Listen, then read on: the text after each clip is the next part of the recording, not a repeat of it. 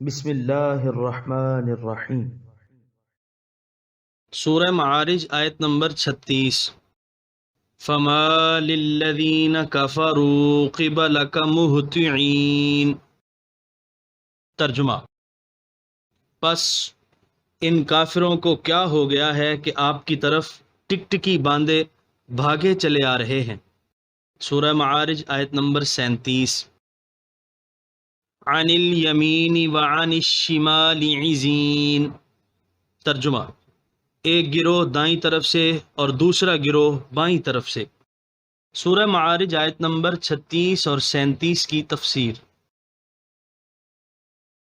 کفار جب حضور کریم کو کہیں بیٹھے ہوئے دیکھ لیتے تو دائیں بائیں سے جتھے کے جتھے بھاگے چلے آتے اور ٹکٹکی باندھ کر حضور صلی اللہ علیہ وآلہ وسلم کو دیکھنے لگتے، لیکن ان کی یہ سرگرمی دعوت حق سننے کے لیے نہیں بلکہ مذاق اور ہنسی اڑانے کے لیے ہوا کرتی۔ حضور صلی اللہ علیہ وآلہ وسلم کے گرد جمع ہو کر طرح طرح کے الزام لگاتے اور پھبتیاں کستے۔ مہطعین یعنی آپ کی طرف متوجہ ہو کر بڑی تیزی سے آ رہے ہیں۔ عزین ٹولیاں ٹولیاں، گروہ در گروہ۔ سورہ معارج آیت نمبر 38۔ ایطمع کل امرئ منہم ان یدخل جنۃ نعیم۔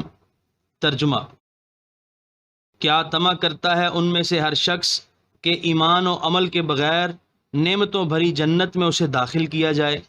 سورہ معارج آیت نمبر 39۔ کلا انا خلقناہم مما یعلمون۔ ترجمہ: ہرگز نہیں، ہم نے ان کو پیدا کیا ہے اس مادے سے جس کو وہ بھی جانتے ہیں۔ سورہ معارج آیت نمبر 38 اور 39 کی تفسیر۔ ارد گرد جمع ہو کر بیٹھ جاتے اور کہتے کہ اگر یہ مفلس اور کنگال مسلمان جنت میں گئے تو ہم ان سے کہیں پہلے جنت کی روشوں پر محو خرام ہوں گے۔ اگر ان کو اللہ تعالیٰ نے کسی نعمت سے نوازا تو ہم پر وہ اپنی نعمتوں کا می برسا دے گا۔ ان سے پوچھا جا رہا ہے کہ نہ تم ایمان لائے اور نہ نیک عمل کیے، اس پر یہ خوش فہمیاں کہ تمہیں جنت میں داخل کیا جائے گا۔ این خیال است و محال است و جنوں۔ ان کا خمیر کسی الگ مادے سے نہیں اٹھایا گیا جس کے باعث انہیں ایمان و عمل کے بغیر جنت میں داخل ہونے کا حق پہنچتا ہے۔ ایک ہی مادہ ہے جس سے سب کی تخلیق ہوئی ہے۔ غریب و امیر، رذیل و شریف سب مساوی ہیں۔ اگر دوسرے لوگوں کو جنت میں داخل ہونے کے لیے ایمان و عمل کی ضرورت ہے تو کفار کو بھی اس کے بغیر چارہ نہیں۔ آیت کا یہ مفہوم بھی ہو سکتا ہے کہ وہ کس منہ سے غرور کرتے ہیں، اللہ تعالیٰ اور اس کے رسول کے احکام کے سامنے اکڑ جاتے ہیں، جبکہ انہیں خوب علم ہے کہ ان کو ایک قطرہ آب سے پیدا کیا گیا ہے۔ سورہ معارج آیت نمبر 40۔ فلا اقسم برب المشارق والمغارب انا لقادرون۔ ترجمہ: پس میں قسم کھاتا ہوں مشرقوں اور مغربوں کے رب کی کہ ہم پوری قدرت رکھتے ہیں۔ سورہ معارج آیت نمبر 41۔ عَلَىٰ أَن نُبَدِّلَ خَيْرًا مِّنْهُمْ وَمَا نَحْنُ بِمَسْبُوقِينَ۔ ترجمہ: کہ ان کے بدلے میں ان سے بہتر لوگ لے آئیں اور ہم ایسا کرنے سے عاجز نہیں۔ سورہ معارج آیت نمبر 40 اور 41 کی تفسیر۔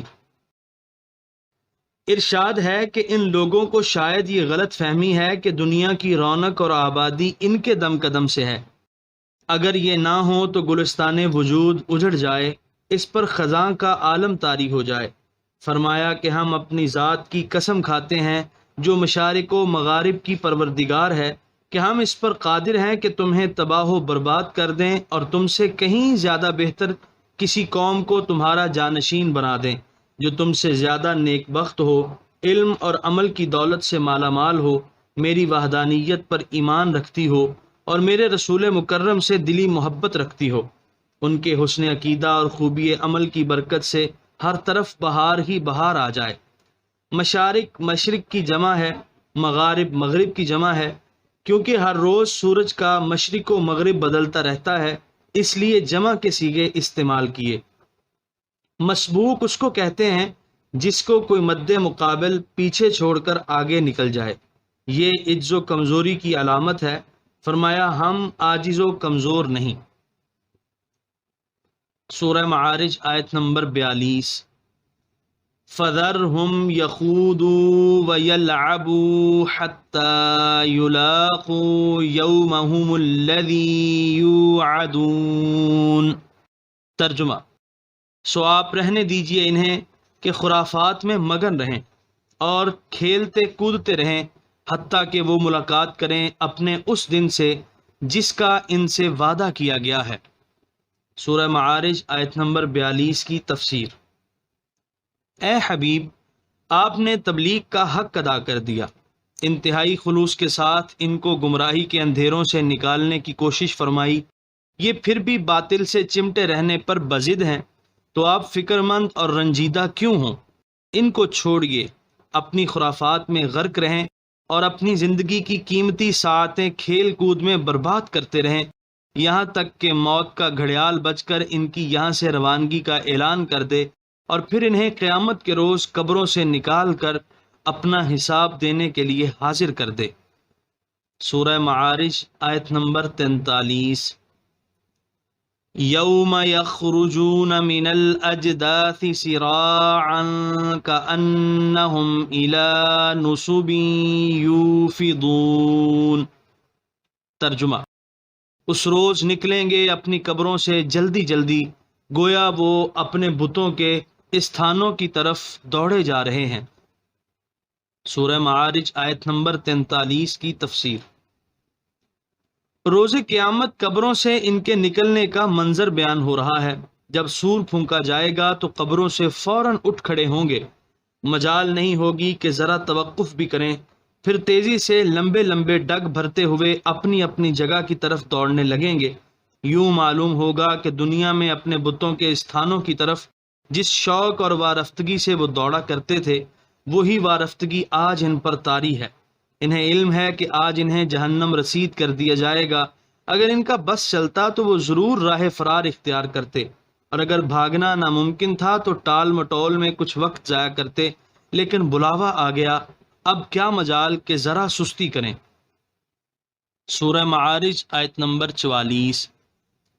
خاشعة أبصارهم ترهقهم ذلة ذلك اليوم الذي كانوا يوعدون۔